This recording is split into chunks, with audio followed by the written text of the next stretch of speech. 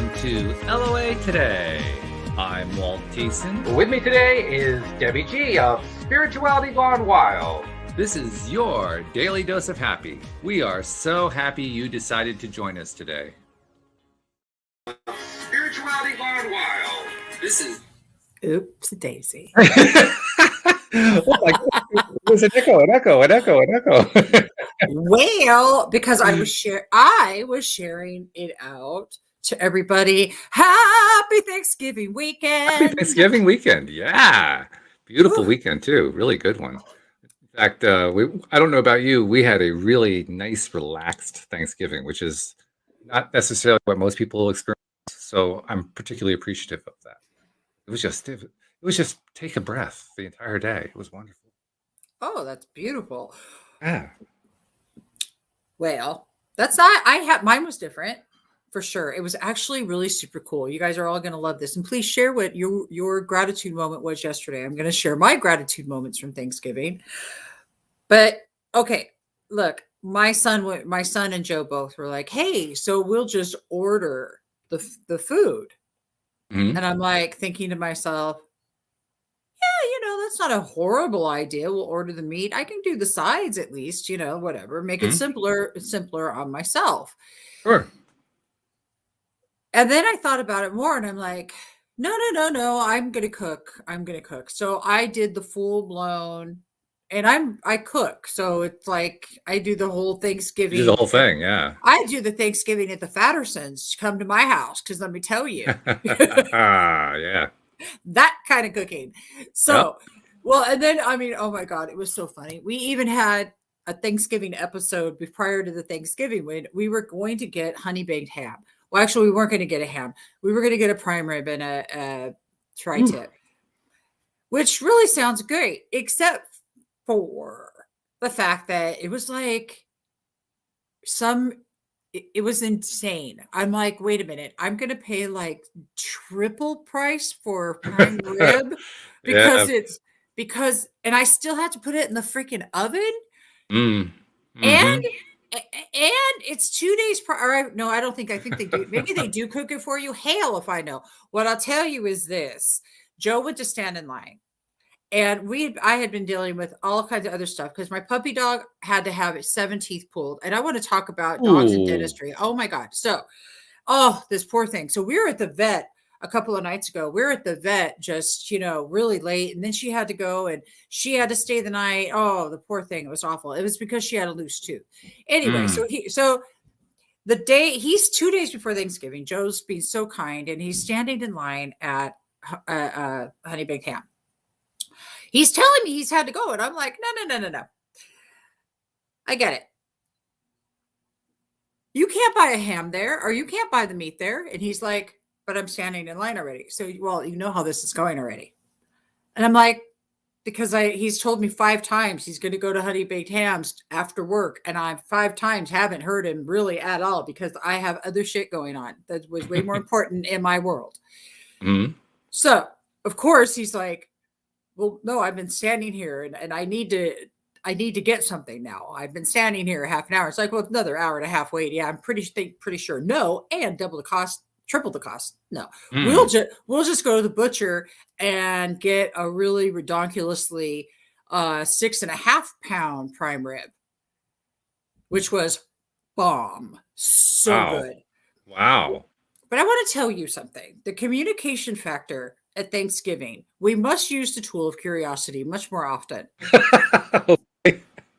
It's not a word I normally associate with Thanksgiving, but I'm open to it. So tell me. Gratitude my ass is cooking, and which we found out. So it's our first Thanksgiving together, right? So you know what we're doing? He's in there washing. I'm cooking, washing, cooking. It was like this rhythm. Tag team, yeah, sure. We got a rhythm to it, and so that was awesome as all hell. But what was interesting about this is that the littlest things, Walt, the littlest things, like just the not dealing with something like right when it happens, knowing that I don't probably want to get this thing there and appreciating someone taking initiative like that. That's so awesome. No, it's not going to be the solution just because I do cook. So I was like, yeah, probably not a good idea, especially because I know Thanksgiving at my house and there's always somebody that's going to be there that I don't expect. Okay. So yeah, so we got anyway, so we worked all that out and we used our tools of curiosity and everything was good. But man, communication is just like so important. It was the point to this. Communication is huge, and I'll give you a moment to breathe and zero in on your point. Well, I hammer that one. It's not, I don't hammer a whole lot, but that's one thing I hammer. Please hammer it. Communication is one of the least understood. This is a bizarre thing to say. It's one of the least understood forms of knowledge that humans have these days. And I say that because with all the wonderful advances we've had, the technological advances, people coming together over the internet through the pandemic, and I mean, there's just so much good things going on. It still blows my mind how communication has actually, I think, gotten worse since I was a kid. Because I tell you what, it's almost like we're not using the same language anymore. I mean, are we all speaking English? Well, actually, half the world doesn't. 3/4 of the world doesn't speak English. But, I mean, even amongst those of us who are theoretically English speakers, I'm not so sure anymore. And I question it. Because I mean, I had some. Actually, this is an interesting thing tied to LOA today. Almost like 99% of the comments we get are wonderful about it. I love the show and so forth. I got a negative comment on one of the videos. It was an older one, going back, I think, about a year, and I don't know what the person was complaining about. The reason I say that is the English was so bad that, I mean, I recognized the words, but they didn't connect. Mm-hmm. There were no complete sentences. The sentences that were incomplete they kind of hinted at something. They didn't really say what it was, but you could tell from the tone of it that I was being accused of something. I just didn't know what. Oh, wow. Okay. Yeah. I think I was being accused of leading a cult. Not 100% sure. But how do you even respond to that? How do you respond to somebody who can't fathom the basics of communication? So that's why I say communication is pretty important, and it's kind of falling through the cracks in some places. And I'd like to see it improve. That person, thank you so much for your comment. If you are watching again, because here's the thing, here's the deal. If it struck this person's chord enough that they had to take their time out to send you a note you couldn't understand, even one of two things were happening. One, English isn't their first language, so they probably that's a possibility. I can't rule that one out. And I'm going to tell you all, chances are that something got lost in the translation. Let's think about that. So the blame shame game. There's not one, but I will tell you. No. Here's what the killer part is. You're doing your job, Walt. If you are rattling somebody's cage, you're doing your job. Because remember, you can't. That's a good point, Dude. You're killing it, man. Because the fact is that we all are up here doing this to show everybody that there's another way to do things. Because what I was doing wasn't working, and Walt's changed what he was doing because it wasn't working. And the people that see that and they get turned into butthurt little ninnies. I'm butthurt. Well, I wouldn't even go there because, to be honest, I wasn't upset by the comment. I didn't know what she was upset, but the person was butthurt, Walt. Apparently, well, I'm not even sure. I'm not even sure what they were because, like I said, I didn't understand the message. I would have loved to help them address the message, address the point, whatever it was. Yeah, I can't address something when I don't know what they're saying. Well, yeah, that's one thing, but the other thing is that I'm curious what goes on in a person's life that you just have nothing better to do, really, for God's sake. And if it strikes a chord, it's time to listen to your internal voice. If it's striking a chord, the first person to get like, hey, I wonder what's up with me. Why am I feeling some sort of way about what I just heard and what's happening there, and taking full responsibility for our own behavior and our own actions. But I love that you shared that, Walt, because you were doing your job. Apparently, yeah. I'm just not sure in that case what the job was. It's whatever it was, you did it. It was right. Yeah, I you mean, did your job. yeah. I love that. I love that. And I think the reason I bring that up is I know it's been kind of a thing among I guess what they're collectively calling Gen Z, the after the millennials, right? Yeah. That everything gets broken down into acronyms and abbreviations and so forth, particularly with texting. And I get that. That's something that all generations have done one way or another. They want to hide things from the parents and all that kind of thing. I get that. But at some point, you actually reach the point where you want to be able to communicate to somebody who doesn't know the code and have yourself understood. That's the part that I'm having a little trouble with. I don't quite understand. Are we supposed to like to break the code? I don't get it. Or you know what I'm going to say? Just toss the ball back and say, I don't want to play. Yeah. I'm just done. I'm not into your game's not much fun. I'm going to go back to my playground. Right. Me no likey. I'm over it. There's also I'm making fun here, but there's also a serious side to this too. The serious side is because communication is such a difficult thing, even when you get your nouns and pronouns and sentences right, it's incumbent upon all of us to get better at it, regardless of whether we are native English speakers or not. But especially for native English speakers, we're communicating with each other, and communication is on a number of different levels. It's not just the words; it's emotional, it's physical, it's body language, it's all of it. There's a whole communication thing that goes on. But if we aren't going to communicate clearly, how can we expect a clear answer back? We really can't. I think that's a treat. I mean, if you really, it reminds me very much of when Louise and I met, because up until that point, I had been perpetually frustrated in my non-relationship relationships that I had for about a 20-year period. And mainly because half the time, that's probably understating it, like 90% of the time, I didn't feel like I was actually communicating with another human being. I mean, I can't even go through all of it. I can't rule it out, but I mean, I was trying to. But it's like everybody was into some form of game playing, which is not communicating. Game playing is like trying to pull the wool over people's eyes and so forth. And then I met Louise, and with Louise, everything was just straightforward. I mean, if she wanted something, she said what it was. Yes. If she liked something, if she didn't like it, she said, it's like, oh my God, there's somebody else who talks like this. This is wonderful. Oh my God. I mean, on that point alone, I was to her just on that. All right. So I'm curious because I already know Louise had her shit down before you guys met. She had it. I just said that word.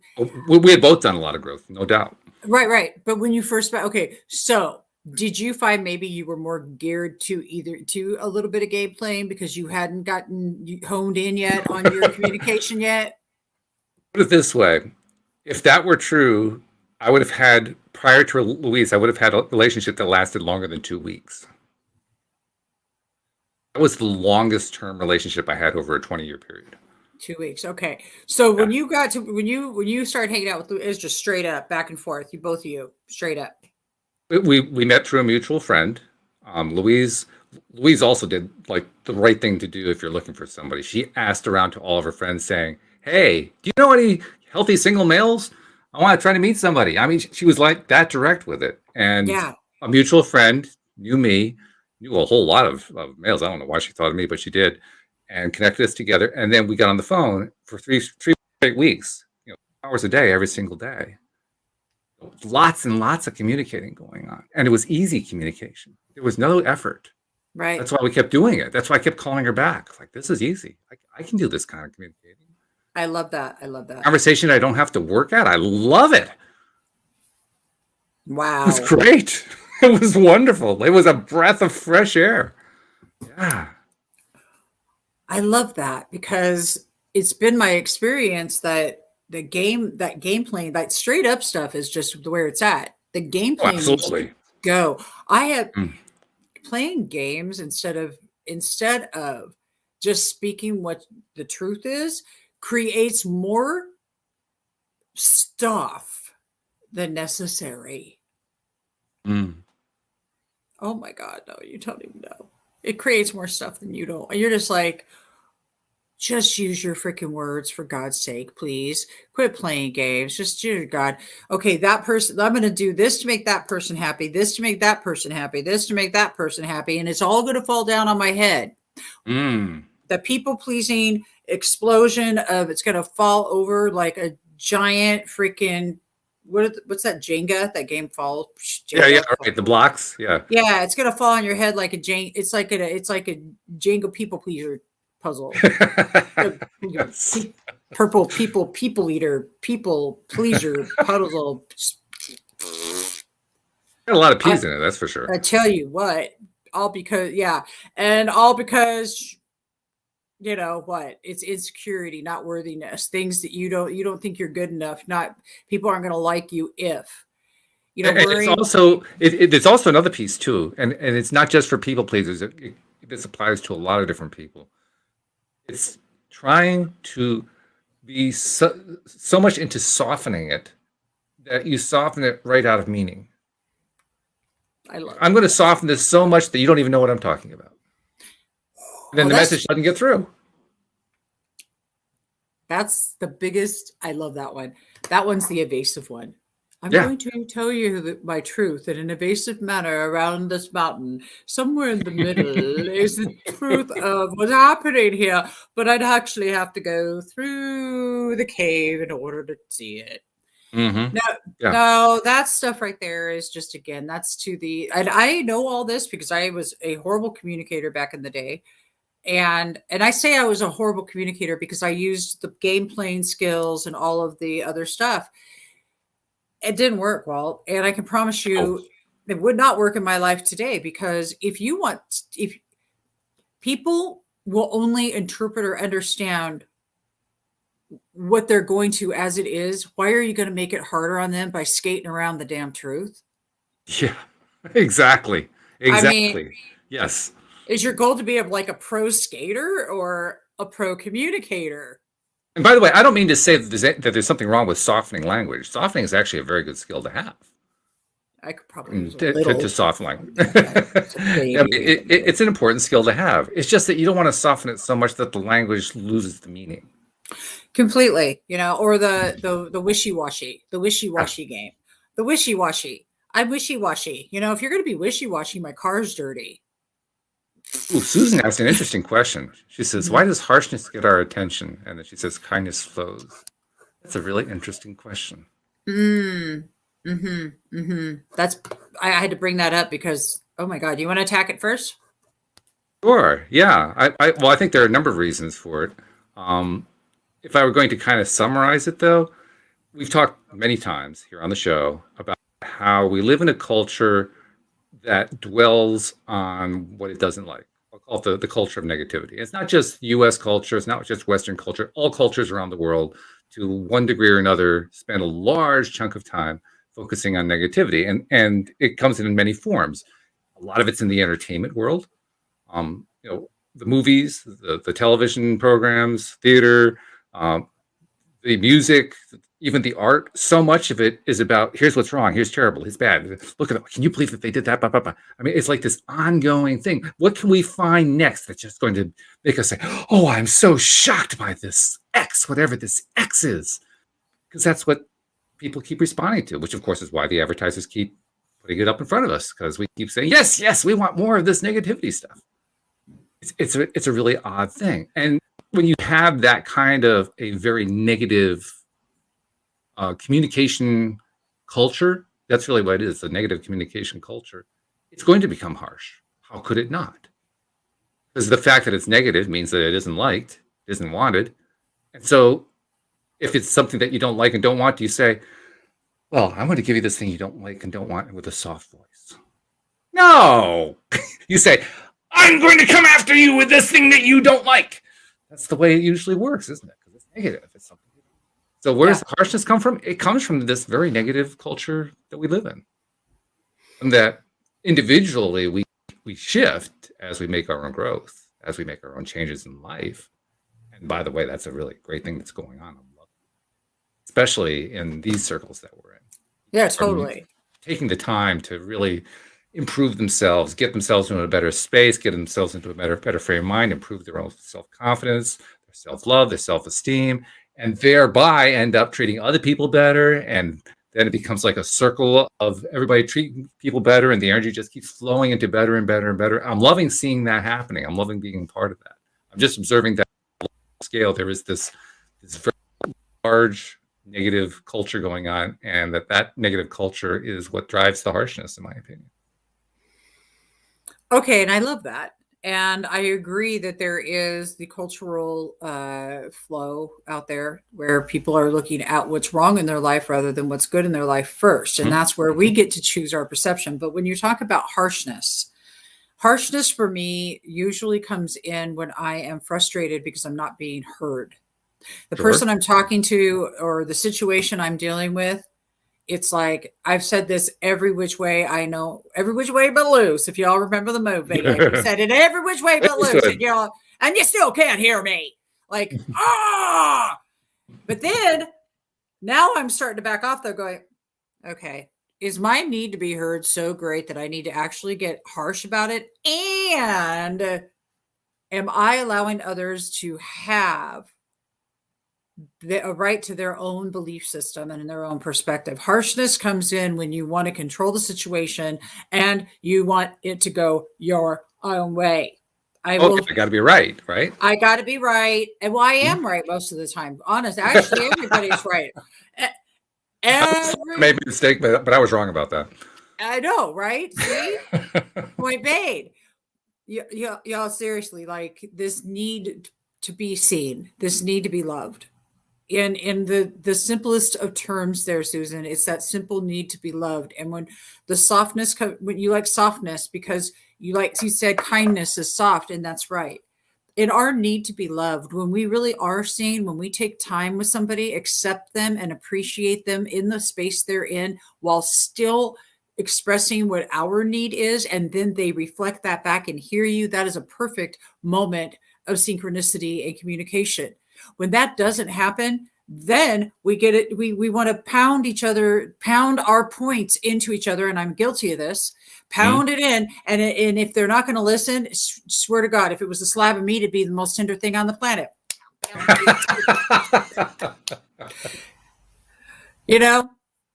Most of the time, Joe, yes, Joe, you know this is true. My hubby says, most of the time, I'm right. Most of the time, darling. And frustration. Frustration is, yes, Susan, because it's very frustrating when the other person's not hearing you. And energetically, I want to pop in here and I'm going to throw some woo-woo to the wow and let's rock this like this. Okay. Frequency and alignment there, Walt. Frequency and alignment. Have y'all ever been in a restaurant or been out in public and you're walking by people and they don't see you. They don't see you, not to say, you're just like, what the hell? Nobody sees me. You're walking and you go and nobody pays attention. You go into the store, nobody sees you. And you're like, what is up here? Vibration, frequency. You're having a conversation with somebody, no matter which way that you're saying this to them, they're not hearing you or they aren't vibrationally matched with you. So they seriously can't hear you. They cannot comprehend they can comprehend your words. They don't understand them. It's like the Peanuts show, Old Peanuts Christmas. Wah, wah, wah, wah, wah, wah, wah, yeah, right. Wah, wah, wah, wah. That's what it is really like. And we're sitting there thinking, and here's where the thing comes in. If in the conversation that you're having, this person hearing you is really important to you. But if you're needing it for external validation, you're not going to get it no matter what, and we will be frustrated. If I'm looking for somebody to validate what I've just said to them, then I'm screwed. If I just want to be heard because my feelings are important and I don't need that acknowledgement, acknowledgement's beautiful or recognition would be nice. They recognize the fact that you have a need. Those are the shifts. And that's what we're looking for. Somebody who's a willing partner, no matter what relationship this is. It could be your kids. It could be your dog. Well, your dog's not going to reflect back as well. So just say it. Though, unless it's Foxy, she does. But anyway, no, you guys get what I'm saying. I'm just trying to break it up a little bit before it gets too serious, because really it's the vibrational match and the fact that you're not working with a willing participant. You know what? When you were describing that, particularly as you were describing the part about people just not even perceiving what it is that you're putting out there, it reminds me of something. I don't do this all the time, but I do it sometimes. And one of my walks, and I see other people out taking a walk as well, and go out of my way to deliberately smile at them and just see their Yeah, eyes. Fun. It's a fun thing to do. it Because a is. lot of the time, the ones who are really just so self-absorbed, they don't even see you smiling. You can Yeah. tell they just it didn't even enter their gaze. But there are a lot of them who it does enter their gaze. And the fun part is the reaction. Because inevitably you get a smile back or a nod or a hello or something like that. And you can tell, you know how you can always see in a person whenever they just caught themselves on something. You can see the flinch. And that's what I see. I see the flinch, like, oh yes, I got to smile. Hi, smile. You can see the thought process going on. This person just smiled at me. I got to respond to that in some way. It's like at that moment in time they woke up. Up until then, they were all self-absorbed. They noticed this outside influence. Oh yeah, I got to smile. Hi, I got to say something. Hi, how you doing? Good to see you. Yeah, nice day, isn't Yep. it? Mm. And that's what's so cool about it. It Did you breaks see? it breaks through that barrier that you were talking about that they just can't see through. I love this. Did you notice the variation of shift that just their vibration goes up? Yeah, absolutely. Yeah, and Yeah, that's simple. well, go ahead. I was just gonna say, and that's really super simple. Oh yeah. It's also fun too if you do it like I did it as an experiment for oh god, it must have been about weeks or so, something like that. I did it as an experiment every time that I was out there walking, and after I'd done it for about that 3 week period, I found that I was getting people just reacting to me even when I wasn't trying to do it. And I realized I'd been doing it so much I was in a permanent smile position, and I didn't know it. Walt's over there with his perma smile walking I down the was a street. smile. What in the hell? People aren't responding, and Neo's in the house. Neo. Hey, Yes. how y'all doing? All right. How you doing? Good to Like, see you. Good. Oh man, I didn't think I was gonna be able to make it, but I was like, you know what? This is my medicine. I gotta take my medicine. So I had to make sure that I got home and made this happen. How you guys doing today? Doing good. Totally. Happy Thanksgiving to you. And, sharing experiences not only with Thanksgiving but with people and communication. Yeah. Communication. Oh man, how's that been going? How was your Thanksgiving? Good. It's very good. Yeah. Yeah. Very. I was telling Debbie before, it was such a relaxed day for us. I mean, it was just Louise and me. We didn't have a crowd over. Sort of I guess a COVID type Thanksgiving, although we didn't really plan it that way. But we were just so relaxed. I mean, even preparing the meal, it was just Louise kept telling me over and over again, it's the best thing that she ever learned from my mother. My mother was the world's worst cook. I mean, really, I'm not saying that to be disparaging. She really was the world's worst cook. She was terrible, and she was the first one who would admit it. But she taught Louise one really important thing. Don't keep plowing through in the kitchen. You do something and then you take a break. You do something else and you take a break. You do something else and you take a break. And it makes it so easy when you do that. We did. My day was hectic. It was transporting food and who's got what and da da da da. But it ended up being a beautiful feast. So That's good. definitely wouldn't even attempt to complain about it. Plenty of leftovers. I know I'm having for dinner tonight. Yeah. Yeah. I did that. I did a big, huge. I did a prime rib this year for the first time. Oh, dude, it was crazy. It was so freaking bomb. Like the rub I made to put on it was just intense, and it was killer. Plus homemade mac and cheese, southern style, where you double bake it. Twice baked mac and cheese is crazy good, right? Mm-hmm. Yeah, and I am one of those when it comes to Thanksgiving. It's fixed. It's at the Fattersons. Come over to my house, the Fattersons. That's where it's going to be, because you will be fat when you leave. Because I use real butter. That's all, and cream, real butter and real cream. We do that 365. I don't know about you, but we don't do that fake margarine stuff. Oh, look at Joe says it was stupid good. I know it was. Yeah, he scored because I'm a really great cook. So hey. All right, so there you go. we're talking about. So let's go back up to Susan. By the way, Susan, I love how you sparked this conversation. Can you guys keep giving us some more stuff? Let's keep sparking this because Neo, why does harshness get our attention, yet kindness flows? Oops, you're muted. And Susan, I love that you did a good old turkey. I love that too. And I love making turkeys just as much. Right? Christmas is coming. I'm doing a turkey. My bad with the mute button. Facebook just got in trouble for this, didn't they? For supposedly promoting hate, because that gets more comments and more likes and more shares. I don't know. I never analyzed it. What did you guys come up with before I got on here? I was kind of on the same wavelength you are just there, because I was talking about how the society at large prefers to focus on negative stuff. They like to get all excited about things that they don't like and don't want, and they give a lot of energy to it, and so they keep getting fed more of it, and so they keep reacting to it, and so they get fed more, so they keep reacting. Mike, You I'm know going to what? give you here's but real quick though an interesting fact, because in the marketing world, this is a fact. You can go positive or negative on in ads. You can have a positive message yeah. or a negative message, and it's a 50-50 pool. On a split test, it's both. So actually, we kind of do have both. It depends on what you're all focusing on, right? So Dio, what do you think? I think that listening to what Walt said, it just made me think as people, we're naturally problem solvers.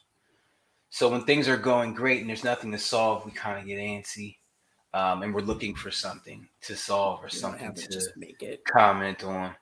And so, yeah, that might be why we're more inclined to jump on stuff like that. I don't know. But that's part of it. I think it's a definite part of it. I don't. Let me ask you this: do you guys think that boredom is something that we're born with? I know back in the day, before like city halls and electricity, no, they were more meditative. But is it a learned behavior, or is it something you can be born? I think it's learned. It's learned. It's learned. Yeah, totally. So if we were to unlearn that boredom, then we would probably stop looking to solve all these problems and start focusing on the positive stuff. Well, I love that you just said this. My God, that was just huge. Thank you. You guys get what you just said is, if you're sitting in nature, let's say you're sitting in your house, how many times a day do you look at your damn phone? How many times? Has anybody ever put their phone down and not touched it for an entire weekend? I have. I'm telling you, an entire weekend. It feels good, by the way. Put your phone down. Well, you got a 3-year-old there. You got to think, but just as long as he's with me, which he is. As long as he's with you, yeah. But just disconnecting from the media, disconnect from your. This is not part of your body. You can put it down and leave it. And seriously, y'all, listen. Take a minute and do what Neil just said so beautifully. You can't be bored if you're sitting in nature and appreciating it. You can't be bored if you're in gratitude. If you're in grateful beingness and you're out there, I go outside right now and I simply look at that tree, I'm not bored in that moment.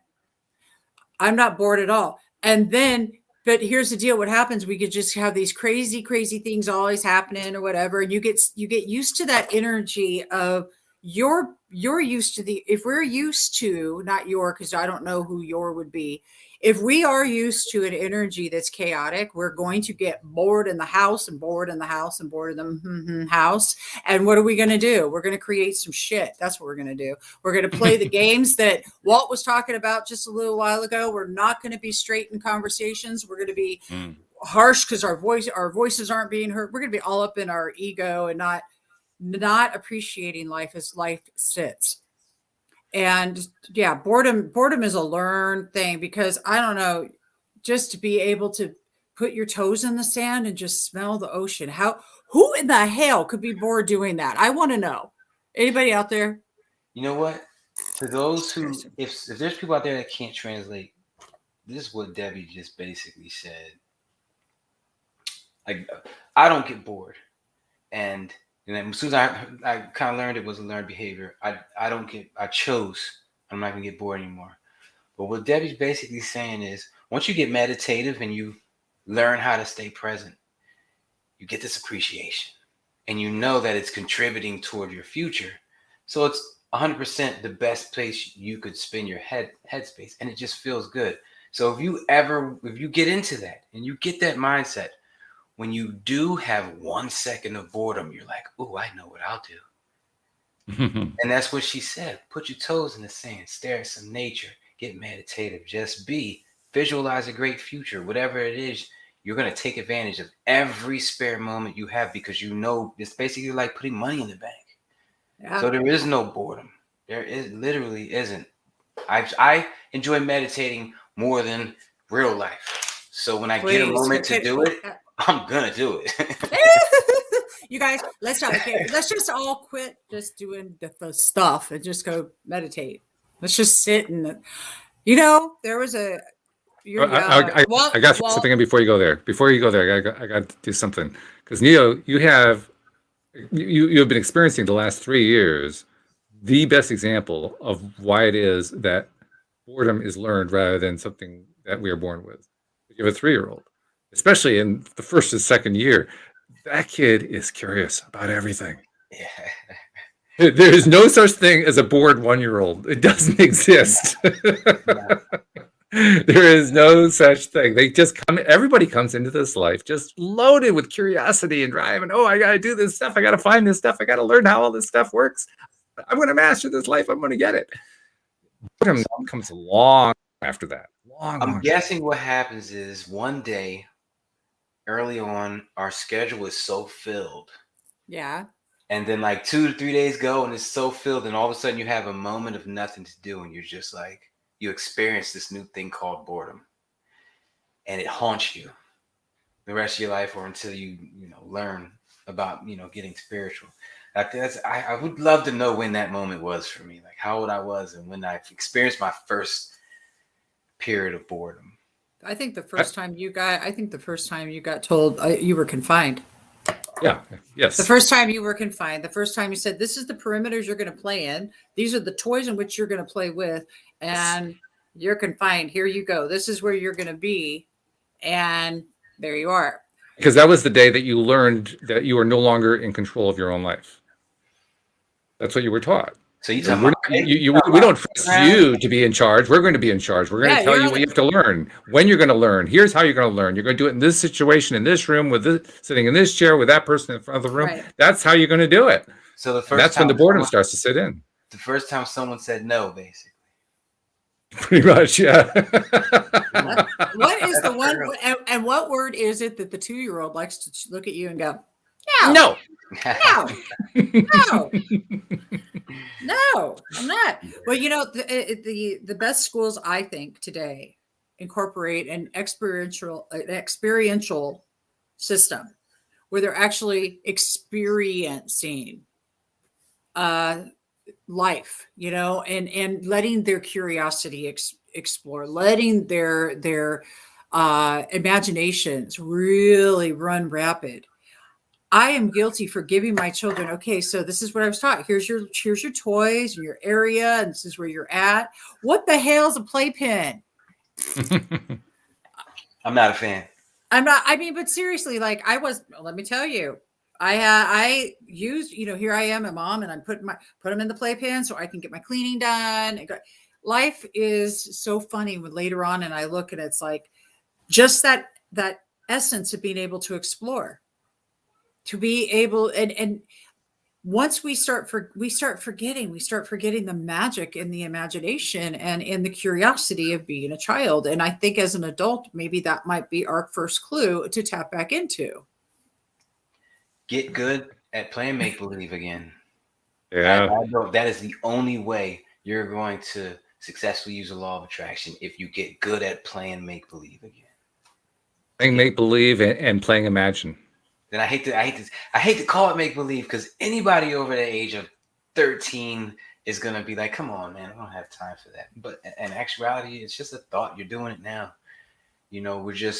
I like to call it that because it takes me back to my childhood, to where it was unlimited. The scenarios, they didn't have caps, they didn't have limits.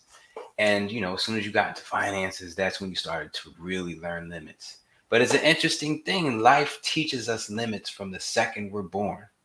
You can only reach so far. You can only scream so loud. And then, with finances, when you get older, implement it even more. So it's like a test. It's like a natural test. Can you see unlimited when every inch of every part of your life is showing you limits? Very good point. Tough. Very good question. That's good. Look, I love that. Hey, look at this question right here. Document, don't create, from Gary Vee. Has anybody ever heard this? Document rather than document versus creating. I'm not familiar with that. Okay, so what? And correct me, Gregory, and thank you very much for your question, by the way. If I remember, Gary Vee, I love because he's so blunt, honest, is what I love about him. And documenting means like right now, what we are doing is we get on and we share our experiences. We're documenting what's happening in our life. And I'm not sure if that's exactly what you mean, document versus create. I'm trying to remember how Gary Vee put that. Gary Vee is eloquent in his brassness, I promise you. What does he mean by the word create here? Because I have a feeling he's using that word differently from the way I would. Oh, now I'm just dying. Okay, look, I'm going to investigate. I'll be right back. All right. Look what we did. We manifested it right off the show, Neil. There it is. The summit was amazing. Oh man, oh my goodness. You had it flowing there. You had absolutely flowing. Dude, StreamYard changed the whole summit. Being able to put the comments up and you know, I told my speakers, I said, listen, the more I do it, the more I love the open flow. Like your show, like this, we just flow with it. It's not like, all right, Debbie, you got from 4 to 4:15, Neo, you got from 4:15 to 4:30, and every now and then we'll collaborate in between and mash it up. No, it's just, it was like a tennis match with 10, 12 people, and everybody was just, matter of fact, when I was in Miami, we were in a pool. And somebody goes, Neo, and I turn around. I don't know these people from a can of paint. I turn around, it's a whole group of people, and they're hitting a softball in a circle. And I went over and we played, we had fun. And that's exactly what we did on the summit. And so I love that I was able to do that. And they really enjoyed it, being able to interact more. Afterwards, I got a message from a guy, Doug Vermeeren. I don't know if you know him. Do not know. He says to me, just curious, why didn't you have any of the speakers from How Thoughts Become Things in your summit? And I said, well, I don't know any of the speakers. Can you introduce me? Like, I don't know nothing about them. He says, yeah, I'm the director of the movie. I can introduce you to everybody. Whoa. So immediately I go on Facebook. I look him up. The cast of this movie is the cast of The Secret. Whoa. So the next summit in March, it will be the cast of The Secret and Doug. And now this is really a very poignant point. That is not the word I want to use, but it is a seminal point. And the reason I say that is not 2 months ago, you were telling me that you intended to have an entire show of people from The Secret. That is exactly like he did say that. He did. I'm trying to find I'm trying to find the cast of this movie so I can give you exact names. You ready? All right. John Azaraf, John DeMartini, Travis Fox, Bob Proctor, Dennis Waitley, and that says top cast. Let me get the whole cast. That's 5 good ones right there. Yeah, Emma Wickstorm, Dennis Waitley, and there's a few more females, but they're not popping up on here on what I Google searched. Well, there are quite a few of them in the show, so I'm not terribly surprised. Yeah. Yeah, so it was like 10 people, I think, and he was just like, "I got you," and I was like, "Well, you need to." If I said you're obviously into this, you know a lot about it, you got to speak to it. He was like, "I'd love to," blah, blah, blah. So we're gonna go live over the next 60 days until the next summer. Is just gonna be insane, and I can't even. I'm looking forward to that one. That's gonna be fun. It is gonna be super fun. He told me, he was like, let's talk. So we set up a phone call on Monday, and because he hit me up Sunday, and we set up a phone call on Monday, and we talked for like 45 minutes. It's supposed to be like a 20-minute conversation. We talked for like 45 minutes, just kicking. That's what we were talking about before. Communication.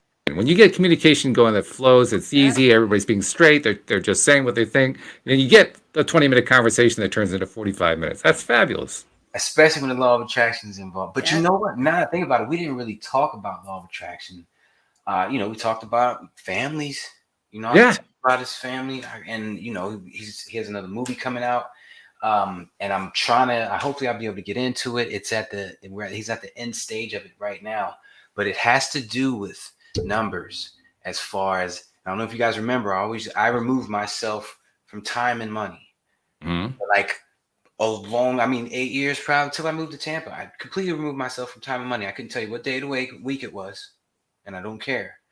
And as far as money went, I didn't think about it at all. My bills are automated. Stuff comes in. I don't care. I got management takes care of everything. I just do my speaking and let everything happen. So I've been doing that for years and years and years now. And where was I going? I totally forgot where I was going, because you got me thinking about management now. I got to make a phone call. Well, actually, yeah, it's a really good time. Actually, this is a perfect time to pop in. So I was correct on the path I was going down, where Gary Vee, and actually, this really ties into what you're talking about right now. People would prefer to know about real stuff versus sitting around. What kind of creative content? What can I do to make people to spark it? You can't. What you can do is just That's what he meant by create. Okay, I got it. use your authentic voice is what it's about. Using your authentic voice and really showing up and speaking the truth out to the audiences. People are tired of BS. They want the truth. They want real factual stuff. They don't want any BS. And Gary Vee shows up and he is so redonkulous with he redonkulous in a good way that he just slams it. He's all about truth. So that's what that means. But with you having all the What did he mean? What did he mean by, he said document? document is like, yeah, documenting is like, okay, so for what we're doing is documenting. We're documenting. Like don't create. Don't well, here, I'll just read it to you here. It said, well, read it to you here in a second. It says, one of the best things about social media is it's given us all a backstage pass into the lives and habits of celebrities. So if you start documenting what you do, if you're a musician, you don't need every piece of content that you put out to be a finished product. Show a video of the recording session, show how it's going, let people into your world behind the scenes. And Gregory, what do I think about that? I think there's no other way to show up. I think showing up authentically is the best way. You know what? I had a Facebook message from a few days ago where I was in the hospital. It was like 4 years ago. I documented it the whole way. People could look back on my life, or if you've been following me for a minute, you can actually see all the stuff that I've been through because I document it. I put it out there for everyone to see. So do I agree with it 100%? Because it brings the fact is it brings the truth in. And that's way more substance. And people like truthful, honest people. When I read the word create, I think of it in terms of what we do regularly. What he's talking about is he's talking about making it up as you go along. Just, I'm going to make up ideas and I'm going to tell you what the idea is, and that's going to make me look so good. And so it's not, I mean, it is, it's kind of like an early seminal form of creation, but that's not really the time to it. You want to present it after you've actually turned it into something, not when you're kind of just spinning it off the top of your head. So yeah, I buy what he's saying there. That makes sense. Well, look at what Neo did. He talked about having all of the people from The Secret on a couple months ago. He documented that right here on the show, and here everything you see. There's this process that everyone that is watching can actually follow to see that. Wait a minute. There must be something to this stuff that they're talking about because it's working. And I'm watching it actually happen in their lives. There's just, we're here to help each other out. And we help each other out by being the example. 100%. That's if you were to follow my Facebook, it's my life. And the crazy thing is, since the law of attraction, I've had to do that. Because you wouldn't believe some of the stuff that be happening if I didn't do that. Like I used to tell people stories and no one would believe me. I know they wouldn't believe me. I could see it on their face. So I was like, you know what? I'm taking pictures and videos now everywhere I go. And that's what it is. My life is my resume. That's my biggest catchphrase or whatever. That it is what it is. You go on my page, you're going to see me flying something. You're going to see me smiling. You're going to see me in Florida or somewhere nice with sandals on. Darn right. So, at the very least. Ready? I get paid to be me. Can we all say it? 100%. I get paid to be me. I get paid to be me. I get paid to be me. I get paid to be. This mouth makes me money. Not in a funny way, y'all. Take your mind out of the gutter. I didn't go there. I did. I would have took it there in like 5 seconds. You were fast. I know, because you know why? Because I've said it once or twice. I mean, for real. Say it on a stage to people, they're just like cracking up. And that's because it's real. It's true. You know, I get paid to be me. This is what we do, but we do it so that others get inspiration and hope. And that's, and it helps. What is she saying? Sorry, I got distracted just now. Can we bring that up, Walt? What Leslie wrote? She was Yeah. talking about Esther Hicks. Yeah. Yeah, I was just reading that too. So they didn't let Esther Hicks in the secret because of Abraham. They thought it would be too controversial. Oh man. It's true. I gotta admit, As a matter of fact, there's a side story that goes along with that. When Oprah interviewed Esther Hicks, she refused to do it on her TV show for the exact same reason. So she did it on a radio show. She thought it was safer. you know what? That's the reason why I don't have anyone channel at the summits. Here's the thing. I'm just gonna not where I'm from, but in the hood, and there's a lot of people in the hood. And if we're gonna win this war against negativity, we need those numbers. I know for a fact that when you bring something like that up to them, they're gone forever. This was the one chance to grasp them, to give them something positive to hold on to. The second you make it hippie-ish or whatever you want to call it, spiritual, I don't mention the word God. I definitely don't mention the word universe when I'm coaching someone from the hood. You don't say stuff like that, or they're gone for good. And so are their kids, because they're going to tell their kids, don't listen to that BS.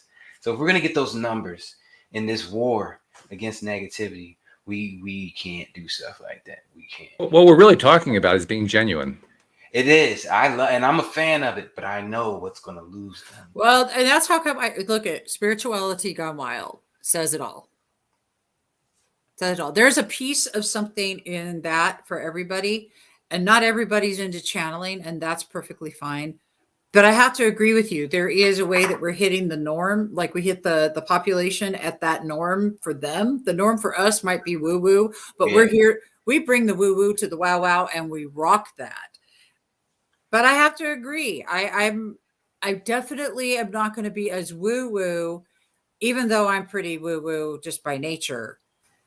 But yeah, I don't know. I think the more important part is really giving each other, rather than the woo-woo tools, because those are fun to play with and capping our energy, but the tools that actually help us to function as a society, which is communication, number one. Period. Yes, absolutely. I believe that in my lifetime, everyone on the planet will be able to channel. That's a big, tall task. I know how it sounds. Sounds like something that would take another million years of evolution to happen. Oh, I'm about to pop. No. We're in a change, and I believe that we can achieve this. You got this. But dude, do you realize, and this is for all you all right now, if you're going channeling, y'all are channeling. Every time you open your mouth, you're channeling. It's your choice what radio station that you're going to be tuned into, what frequency you're going to be tuned into, and what's coming out your mouth. Every single one of us have every single power of every single thing we've ever seen before. Don't ever tell yourself that person's got that and I don't have that, because you do have that. That needs to be a TikTok, Debbie. No, you all just, you are a walking, breathing, booming voice of a channel. Everyone is, and we all have a message to give and to share out there.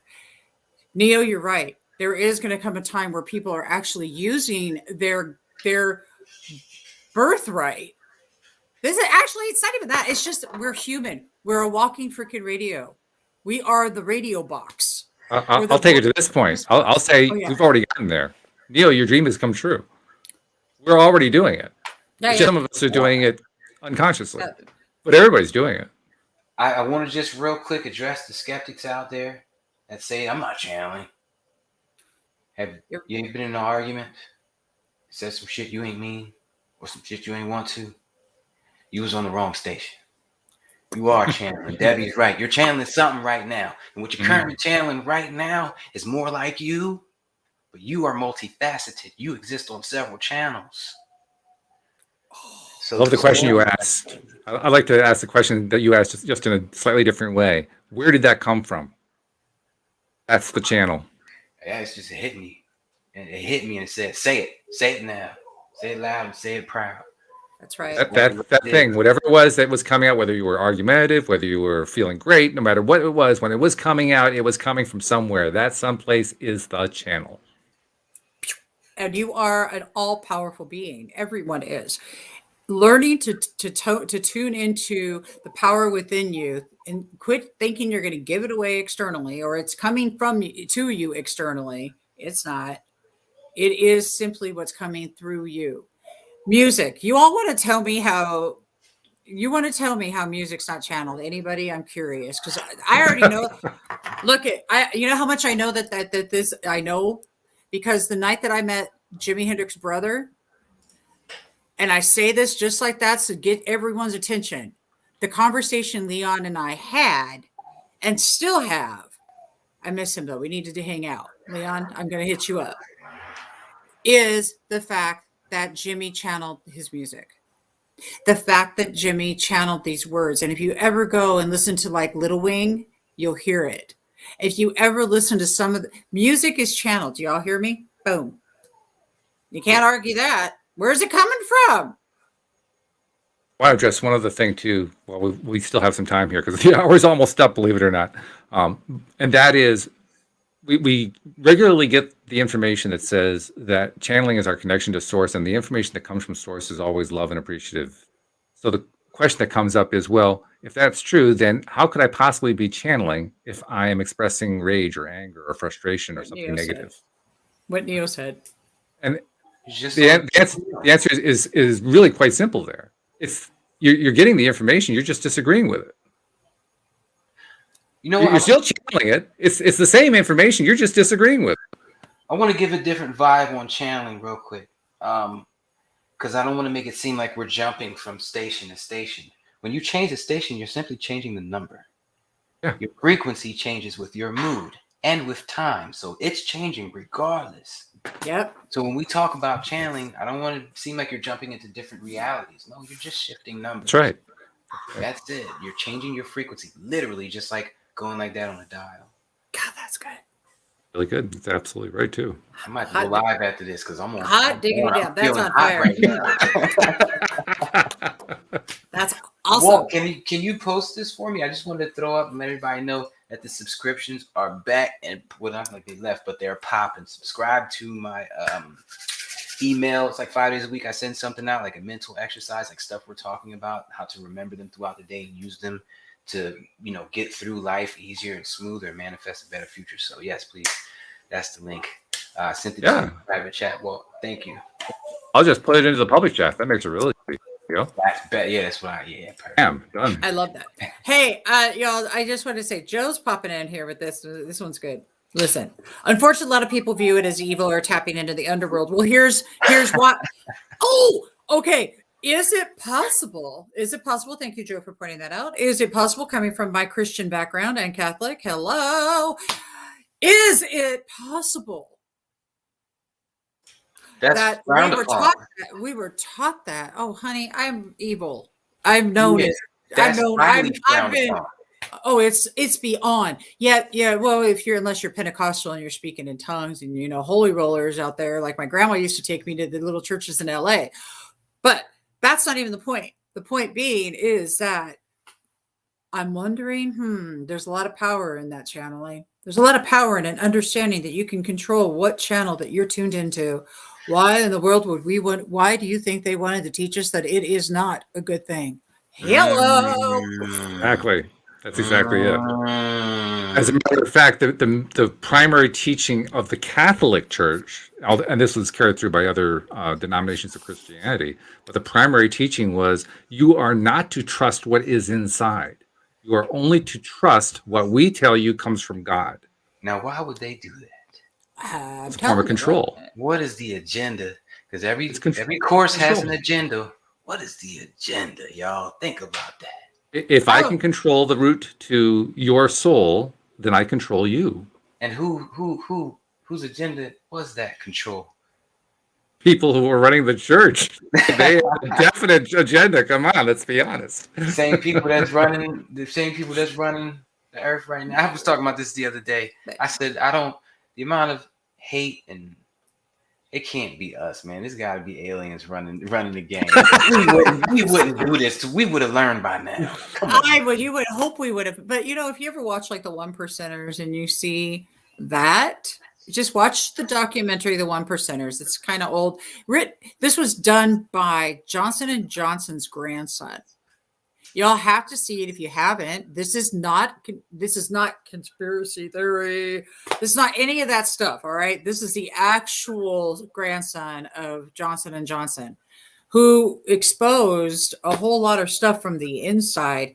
Let me tell you, Warren Beatty's granddaughter she was exiled after being in that documentary. It was serious. So how many of them are there? How many of them are there? And how many of us are there? I'll tell you what, let's just keep showing up and showing everybody that, yes, you've got the power. Actually, it doesn't even matter what the numbers are, to be honest, because I really don't. One person focusing on what they love is 1,000 times more powerful than a person who's focusing on what he doesn't love. That's pretty straightforward.